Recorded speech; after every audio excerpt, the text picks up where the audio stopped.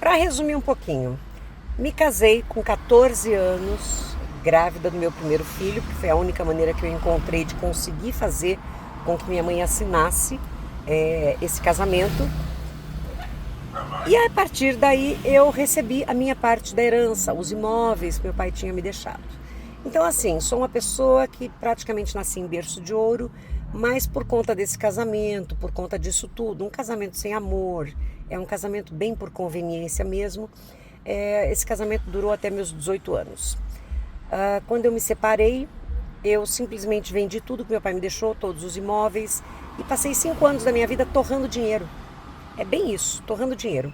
Só que antes disso tudo terminar, nesse intermeio, entre idas e vindas desse casamento, quando eu estava com meus 14, 15 anos, eu comecei a perceber algumas coisas diferentes.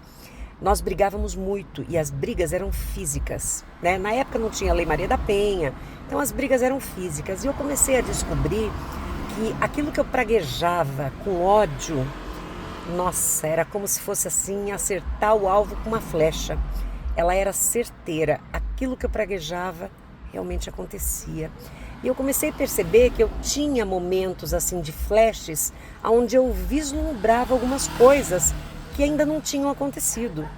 Eu conseguia prever algumas coisas, não é bem prever, mas eu conseguia ter aquele pressentimento. E eu comecei a ir a fundo nisso, comecei a especular.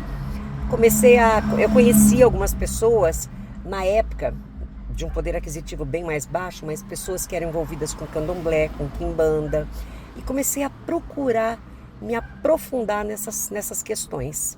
E, em contrapartida, eu também tinha laços, né, de amizade com a minha mãe verdadeira. Através dela eu comecei a também perceber a ancestralidade que vinha através dela. Eram espanhóis e vinham de uma linhagem, de uma bruxaria antiga. E isso tudo começou a me atiçar muito e eu comecei a ir cada vez mais a fundo. Quando eu me separei, depois que eu fiquei um tempo na Bahia, fiquei um tempo no Ceará, fiquei um tempo no Piauí. E nesses lugares eu sempre buscando as magias, a espiritualidade. Só que nessa fase eu buscava de uma maneira muito errada, porque eu percebi que eu estava jogando fora tudo que meu pai me deixou, meu dinheiro estava acabando e eu queria encontrar um meio de tornar-se rica. Eu queria recuperar o que eu tinha jogado fora. Eu queria recuperar meu status, meu poder aquisitivo. Eu queria ser rica novamente. E por conta disso, começaram as merdas na minha vida. Mas bora falar disso num outro vídeo.